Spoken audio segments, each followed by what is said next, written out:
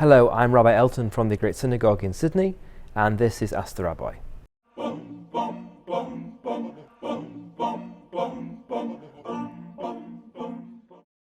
Our question today is, what is Tachanun, when is it said, and why do people want to avoid saying it?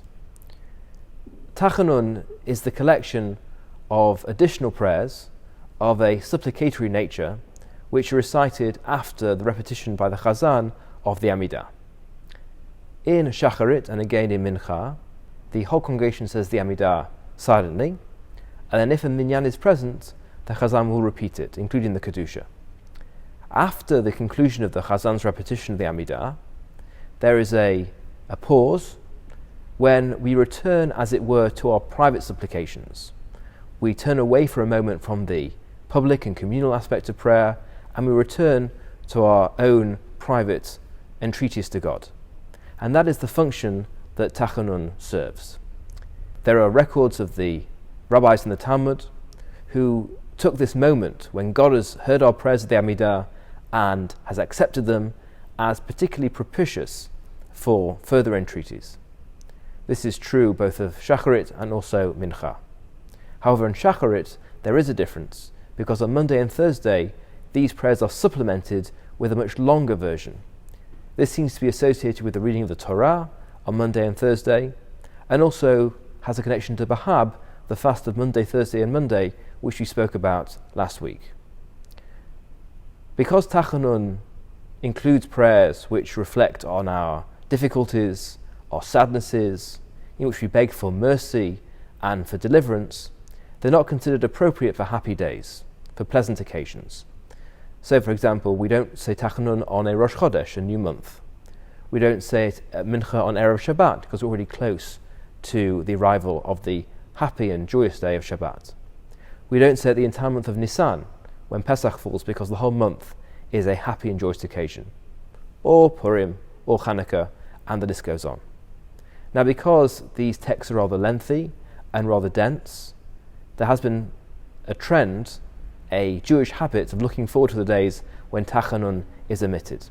But in fact, we should take these words of Tachanun very seriously, because they were developed in an age when Jews were suffering very profoundly in different parts of the world, and they are an outpouring of faith in God and entreaty to God, asking Him to deliver us from our troubles and our sorrows. Chief Rabbi Hertz, in his commentary on the Siddur, quoted a convert to Judaism called Nehida Remy, who wrote this about the long Tachanun. Whoever can read this long Tachanun prayer without emotion has lost all feeling for what is great and noble. Despite all the repetitions in this series for forgiveness, mercy, help, protection, the effect is not tiring. Because to witness the stirrings of a deeply moved, struggling soul cannot be wearisome to a true lover of mankind. And here it is not merely as an individual, but the soul of an entire people that utters these elegies and supplications, that gives voice to this woe of 1,000 years. Here is nothing make-believe, but everything comes from the furnace of suffering and life. We would do well to ponder the words of Tachanun instead of trying to avoid them. Before we hear a beautiful setting by Samuel Alman of one of the passages of Tachanun called Shomei Israel, let me read you this short section, which appears both in the Shacharit and the Mincha Tachanun, and also appears towards the end of the Slichot services of the High Holiday period. O guardian of Israel, guard the remnant of Israel, and suffer not Israel to perish, who say, Hear, O Israel. O guardian of a unique nation, guard the remnant of a unique nation, and suffer not them to perish, who proclaim the unity of your name, saying, The Lord is our God, the Lord is one.